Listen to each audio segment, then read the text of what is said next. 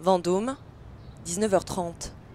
À la maison de retraite du Bon Secours, Jocelyne, 74 ans, se prépare à aller dormir. Vous voyez, donc j'ai besoin de dormir dans un baldaquin, comme ça, en Swiss Shield. C'est du tissu qui est fabriqué en Suisse, comme son nom l'indique, et qui contient des petites fibres de métal dedans. Alors, comme ça ne suffit pas, je mets deux épaisseurs de couverture de survie pour ne pas recevoir les ondes qui arrivent par là, mais je les reçois quand même parce que c'est pas assez puissant. Elle a donc aussi barricadé les fenêtres et même les murs. Pour trouver le sommeil, elle s'est confectionné un équipement étonnant. Alors, jusqu'à présent, ça suffisait. Maintenant, ça ne suffit plus. Alors, dès que je sens les antennes qui me font palpiter, qui me font mal à la tête, aux yeux, je mets ça par-dessus, dans le lit. C'est à ce prix-là qu'elle peut dormir chaque soir. Elle souffre d'une maladie mystérieuse, hypersensible aux ondes électromagnétiques. Jocelyne est électrosensible.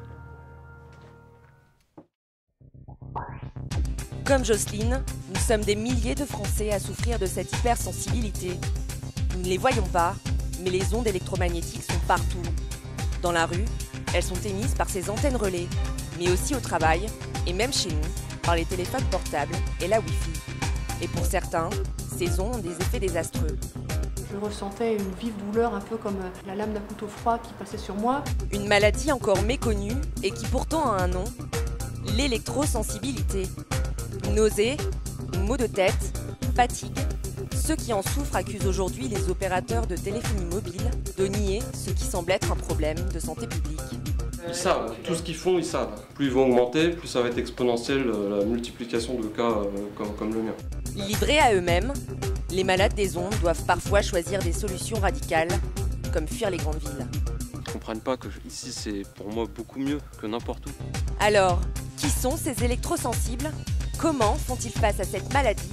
Faut-il s'attendre à un nouveau désastre sanitaire? Plongé au cœur de la lutte des malades de la connectivité.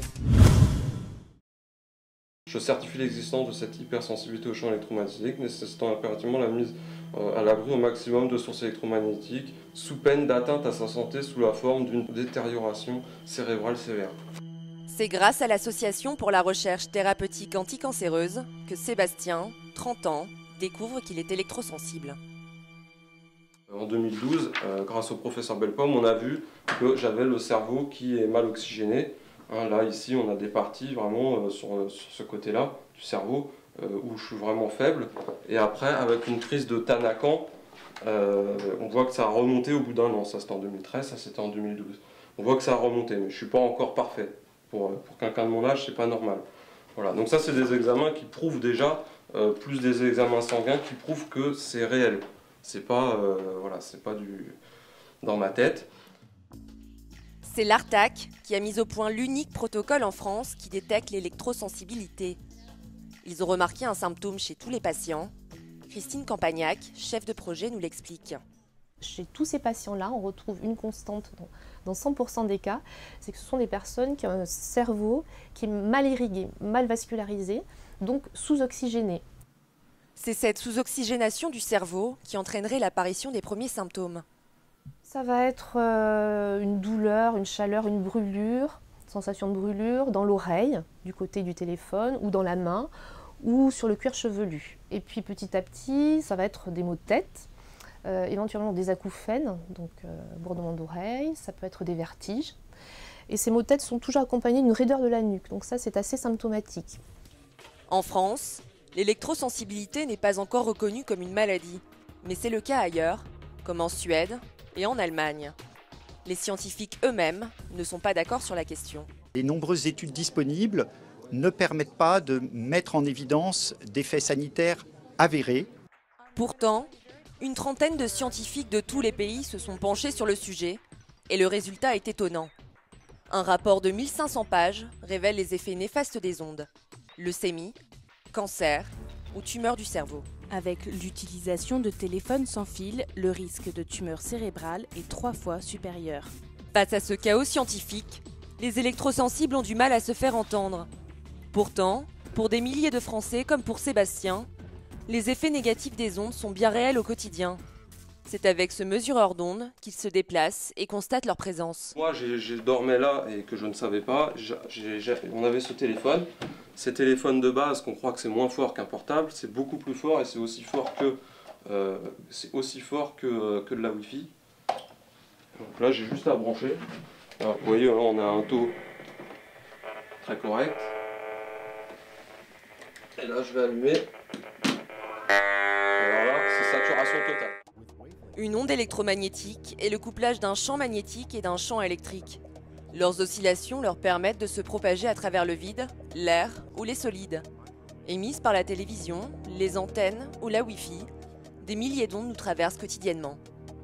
Julien de Rony, chargé de recherche à l'Institut Langevin, affirme que cette interaction peut avoir des conséquences. À très forte puissance, c'est sûr qu'une onde peut avoir un effet délétère pour l'homme. On peut prendre comme exemple le four à micro-ondes. On se sert du rayonnement électromagnétique, d'une onde électromagnétique à la même fréquence que le Wi-Fi, mais à des puissances beaucoup plus élevées pour chauffer un aliment qui va le dégrader. Face à ces avis opposés, les électrosensibles doivent multiplier les démarches dans l'espoir de découvrir les causes de leur maladie. Pour le jeune homme, c'est l'heure d'une nouvelle visite. On l'ignore souvent, mais notre corps est rempli de métaux qui se fixent dans les endroits les plus inattendus. Le docteur Bernard Montin est environnementaliste. Selon lui, l'interaction des ondes avec les métaux présents à l'intérieur du corps humain pourrait provoquer l'électrosensibilité. C'est pour s'interroger sur son cas que Sébastien a rendez-vous avec lui. Des fois, j'ai des gros pincements au cœur, je suis sûr que c'est lié aux ondes aussi. Le cœur qui s'accélère. Et bien sûr, le pire pour l'instant, c'est moi, ma difficulté à respirer. Le docteur procède à son auscultation. Il commence par observer l'état de ses iris et de sa bouche. Leur couleur peut refléter une intoxication de l'organisme par les métaux. Ah ouais, il y a les taches de mes iris. Dans la bouche. Alors on a une belle marque jaune là au fond qui montre qu'il y a une intox métallique. C'est déjà une chose. Pour vérifier la présence de métaux, le médecin utilise un multimètre. Alors si je mets mes testeurs là devant, où il n'y a jamais eu aucun amalgame, j'ai quand même 49. Ça veut dire que vous avez l'émail dentaire qui est rempli de mercure. Il serait donc possible que les métaux soient à l'origine de son électrosensibilité. Le docteur Montin va donc prescrire quelques examens à Sébastien pour trouver le traitement adéquat. On va chercher mercure, étain, argent et ammoniac.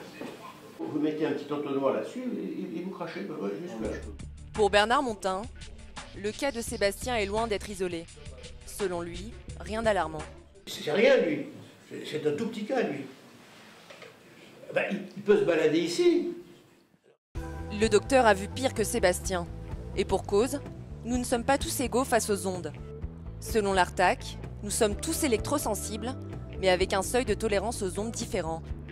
En cas de surexposition aux ondes, ce seuil déclenche l'électrosensibilité. Les personnes qui jusque-là n'étaient pas intolérantes, parce qu'elles n'avaient pas encore atteint leur seuil d'intolérance, elles vont dépasser leur seuil d'intolérance et peut-être elles aussi montrer des signes. Ce seuil détermine aussi l'avancée de la maladie. Une fois celui-ci dépassé, il existe différents degrés d'électrosensibilité. Mère de famille, Agnès veut mener une vie aussi normale que possible.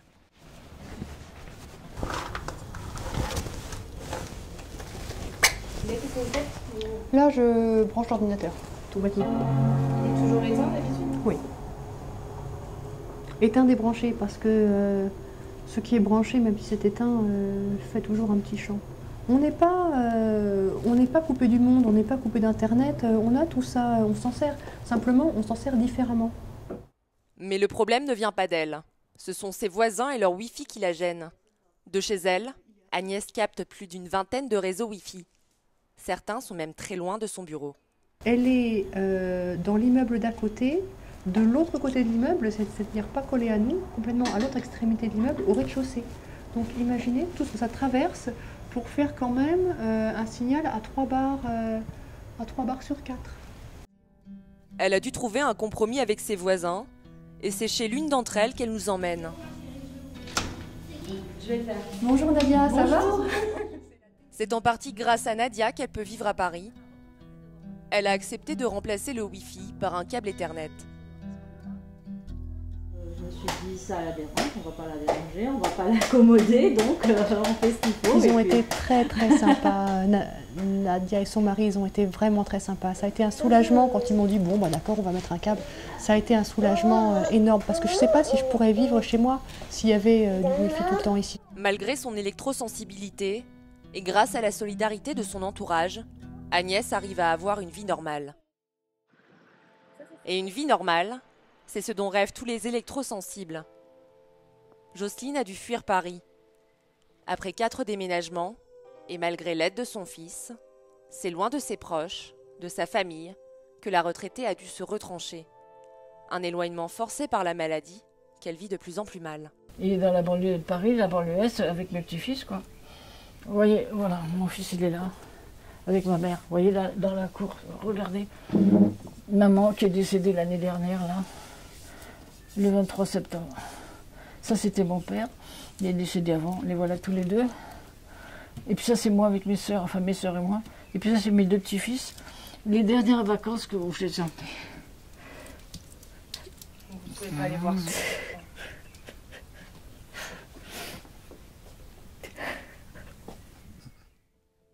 Jocelyne s'effondre.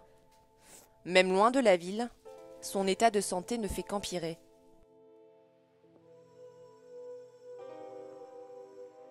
Dans sa solitude, son seul soutien se trouve à une centaine de mètres de chez elle. C'est dans un petit coin de l'église que Jocelyne nous conduit. Quand le mal n'est plus supportable, c'est ici qu'elle vient dormir. Alors, je mets ce fauteuil-là, et l'autre pour les pieds. Et puis j'amène mes sacs et je me protège là, vous voyez. Mais ça rentre par les vitraux de toute façon, les ondes. Vous voyez, ça rentre par les vitraux là. Tous les vitraux qu'il y a autour. Pour les Sœurs du Bon Secours, accueillir Jocelyne était une évidence. L'église elle est ouverte, la liberté. Il faut ouvrir les portes pour tout le monde. Le pape Jean-Paul II dit ouvrez les portes à une communauté d'attente. Disons que de toute façon, vous voyez, c'est sa maladie, c'est pas sa faute. Pour Jocelyne, le principal est de ne pas perdre espoir. Pour l'instant, elle doit prendre son mal en patience, dans l'attente d'une vraie solution. C'est à Paris que l'association d'électrosensibles Robin des Toits, où sont membres Jocelyne, Sébastien et Agnès, cherchent à leur venir en aide.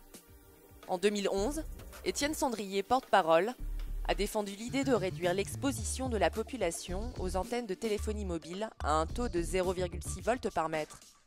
Être exposé à ce taux n'aurait aucun impact sur la santé. Mais aujourd'hui, les émissions maximales des antennes en France se situent entre 41 et 61 volts par mètre, soit 100 fois plus. 41 volts par mètre, d'abord, c'est une réglementation qui a été prise par des scientifiques qui sont directement en lien avec les industriels. Et puis c'est un peu comme si on vous disait de ne pas dépasser le 800 km/h sur autoroute, c'est-à-dire qu'on n'atteint jamais cette limite-là. Face aux opérateurs, les défenseurs de la maladie semblent se heurter à un mur. 0,6 c'est possible, simplement la technologie devient un peu moins rentable pour les industriels. Voilà, c'est toujours une histoire d'argent au fond. Une question d'argent, oui, mais en 2G, les opérateurs ont pour obligation de couvrir 99% de la population française. L'abaissement de l'exposition à 0,6 volts par mètre nécessiterait le triplage du nombre d'antennes relais, comme l'explique Jean-Benoît Agnani, directeur de département à l'Agence nationale des fréquences. Oui, c'est possible techniquement, mais il faudrait vraiment modifier le réseau actuel. Le réseau actuel ne supporte pas le 0,6 volts par mètre. Si on baissait les émetteurs brutalement, on perdrait la couverture et de façon drastique en intérieur.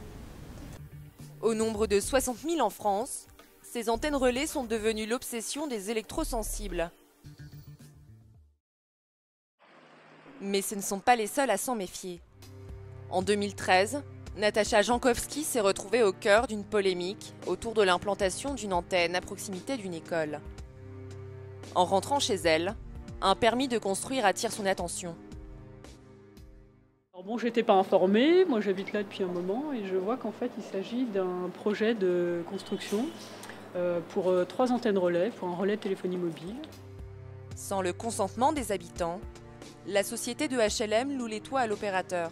Très vite, les riverains se mobilisent et restent à l'affût pour empêcher l'installation. On s'est bien dit, ils vont pas venir, voilà, on est les gens de Free, on vient faire les travaux. Enfin, on a eu entendu dire que c'était rarement comme ça. Des mois d'affrontements avec Free s'ensuivent pour n'obtenir que le report de l'installation sur un autre immeuble.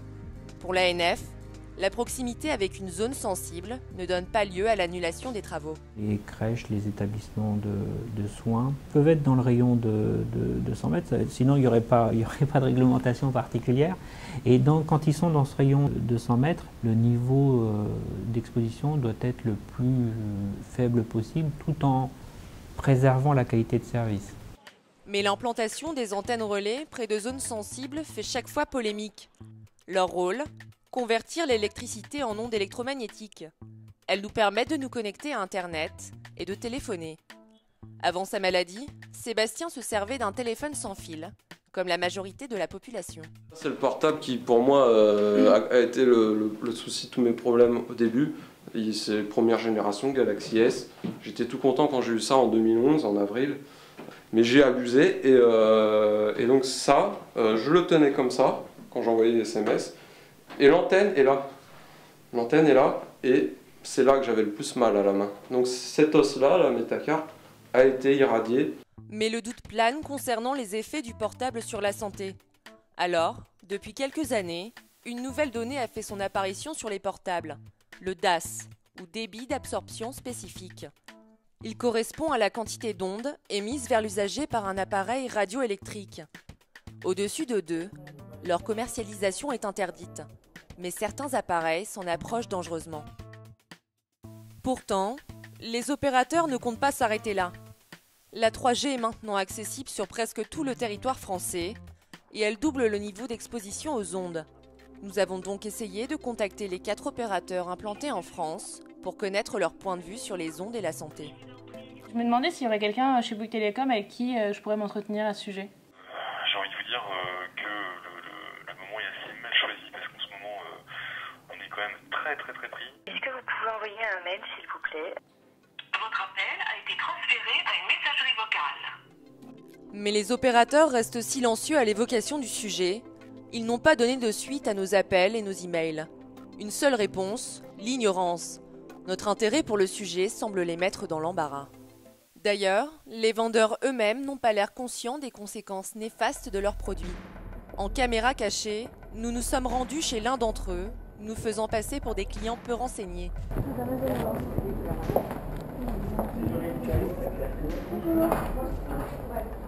Elle est un petit peu sensible à tout ce qui est ondes et tout ça. D'accord, ok. Et du coup, elle est un peu frileuse, elle s'y connaît pas du tout. Et sincèrement, moi non plus. Je sais pas si la 4G, je pense que ça La sera 4G, c'est un réseau. Ouais. C'est tout. C'est juste plus rapide si elle l'a sur son téléphone. Sinon, C'est pas elle va dangereux plus. pour elle ou... Non, on peut pas. Sincèrement. Sinon, il y a plus de 6 millions de personnes qui sont en danger là. Le vendeur se veut rassurant, mais s'éloigne régulièrement du sujet, avec humour. Nous l'interrogeons alors sur le débit d'absorption spécifique. Du DAS là, mais je sais pas ce que c'est ça. Le DAS? Ouais. Non, je connais pas. Encore une fois, la question ne semble pas l'interpeller. Des vendeurs qui ignorent la réglementation, des opérateurs muets. Pendant ce temps-là, les études continuent de s'opposer et l'électro-hypersensibilité n'est toujours pas reconnue chez nous. C'est donc seul que ces allergiques aux ondes doivent trouver d'autres solutions. 19h, nous retrouvons Sébastien. Il est temps de quitter la banlieue parisienne à la recherche d'un lieu tranquille pour dormir. Son objectif, s'éloigner au maximum des antennes relais. On a à peu près pour 50 km pour aller dans la forêt à un endroit vraiment tranquille où il y a le moins d'ondes et que c'est assez près quoi, parce que après il faut aller encore beaucoup plus loin. J'ai au moins 4 jours de nourriture, j'ai la glacière, j'ai tout ce qu'il faut, j'ai ma tente. Une fois arrivé, il s'assure qu'il pourra dormir paisiblement. Là donc, c'est 0, 0, 1, ça dépend un peu, l'appareil n'est pas hyper précis, hein, c'est pas le haut de gamme, hein, mais on est bien, voilà, 0. Sébastien commence par se décharger des ondes, comme il le dit. Il plonge les pieds dans l'eau. C'est plutôt agréable. C'est calme. J'ai pas de douleur. Ça me brûle juste un peu. J'ai juste les brûlures un peu de la journée. Mais là, ça va, il n'y a rien d'extrême. Enfin déchargé de cette pollution magnétique, Sébastien installe sa tente. Une étape qui lui rappelle son combat de tous les jours. Je pense, et puis voilà, je dis qu'un jour ça changera quand même. Ça va finir par payer. Ou alors, si ça s'arrête, ça s'arrête, et puis je serai libre d'une autre manière. Des mots qui reflètent la difficulté de son quotidien. Il y a des moments où c'est terrible, mais c'était plus les premières fois, après on s'habitue.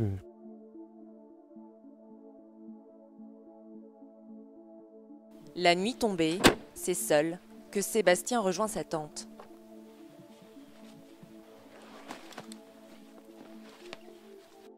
J'ai beaucoup de gens qui me disent mais arrête de venir dormir ici, d'aller dans la forêt, viens dormir chez moi. Et voilà, moi, ils comprennent pas que ici c'est pour moi beaucoup mieux que n'importe où. Une solution temporaire, car Sébastien n'a pour l'instant plus la force de se battre. Mais d'autres se battent pour lui à la recherche d'un lieu sans ondes, un Eldorado recherché par Sébastien et les électrosensibles. On l'appelle zone blanche. Dans cette zone, impossible pour un téléphone de capter, ni même de se connecter à Internet. Des lieux de plus en plus rares, car contraires aux obligations des opérateurs. Mais certains élus ont l'espoir de lancer le projet d'un aménagement enfin destiné aux électro-hypersensibles. Saint-Julien-en-Beauchêne, région Provence-Alpes-Côte d'Azur. Dans ce petit village de 127 habitants, loin de tout, règne un calme bien loin de l'effervescence urbaine. En face de la mairie, l'ancien maire Jean-Claude Gast nous donne rendez-vous. Depuis son dernier mandat, il accompagne le projet d'une zone blanche à quelques kilomètres du village. Donc là, on quitte Saint-Julien. On va dans une forêt domaniale qui s'appelle la forêt de Durbon, où il y avait une ancienne chartreuse. Un lieu très reculé, considéré comme le moins exposé de France. Un havre de paix pour les électrosensibles.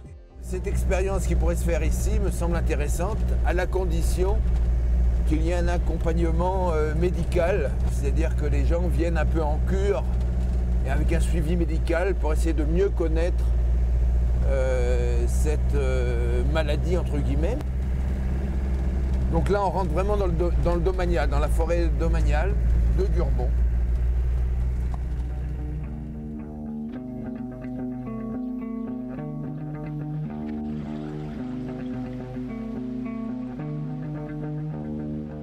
Après avoir fait la rencontre de deux femmes électrosensibles qui ont élu domicile dans une grotte située au cœur des montagnes du Vercors, l'ancien maire s'est donné pour mission de trouver un lieu où pourraient vivre ces malades des ondes. Ça va être de plus en plus difficile, si ce n'est impossible, de trouver, du moins en France, des zones où il n'y a pas, où il n'y a aucune onde. Cette ancienne colonie de vacances n'est aujourd'hui plus aux normes, mais elle semble être un bon compromis. Dans ce petit coin de nature, de simples aménagements le rendraient totalement imperméable aux ondes. Ben voilà, c'est des bâtiments qui sont inoccupés. Donc ces bâtiments, donc je ne suis pas un spécialiste, mais il paraît que, surtout en isolant par l'intérieur, on peut éventuellement arriver à ce qu'on appelle faire des cages de Faraday pour isoler, pour éviter que les ondes entrent dans les bâtiments. Donc déjà, là, on a l'opportunité d'avoir des bâtiments, et Dieu sait combien de bâtiments il y a, vous allez voir. Une quarantaine de personnes pourraient trouver refuge dans ces bâtiments. Un espoir de taille selon Jean-Claude Gast, mais un espoir déjà menacé. Lors d'un test réalisé à partir de 3 appareils appartenant aux 3 plus grands opérateurs français, la présence de Bouygues Télécom a été relevée. La menace est tombée là où on ne l'attendait pas. Dressées en haut d'une montagne, 3 antennes relais surplombent le village de Saint-Julien-en-Beauchêne et ses alentours, mettant sérieusement en péril le projet. Michèle Rivasi, députée européenne, en est à sa 3e visite et ne s'attendait pas à ce retournement de situation. On a fait une première étude pour mesurer la pollution électromagnétique. Cette étude a montré qu'il n'y avait pas de pollution électromagnétique, mais entre-temps, vous voyez, entre le moment où on a fait l'étude, octobre 2013, et aujourd'hui où on est en juin 2014, eh bien, il y a eu une mise en service de l'antenne Bouygues. Avec un taux de 0,16 volts par mètre, la zone n'est plus considérée comme blanche. 0,16 c'est très bas, mais nous on voudrait 0,01 quoi. Vous voyez, on voudrait que ça soit à la limite de détection de l'appareil. Ce taux est provoqué par l'émission de cette antenne appartenant à Bouygues Télécom.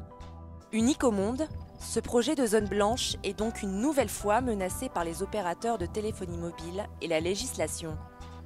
Le seul espoir des électrosensibles repose donc dans la négociation. Ils seraient des milliers aujourd'hui en France dans l'attente d'un remède miracle, une solution qui risque de se faire attendre.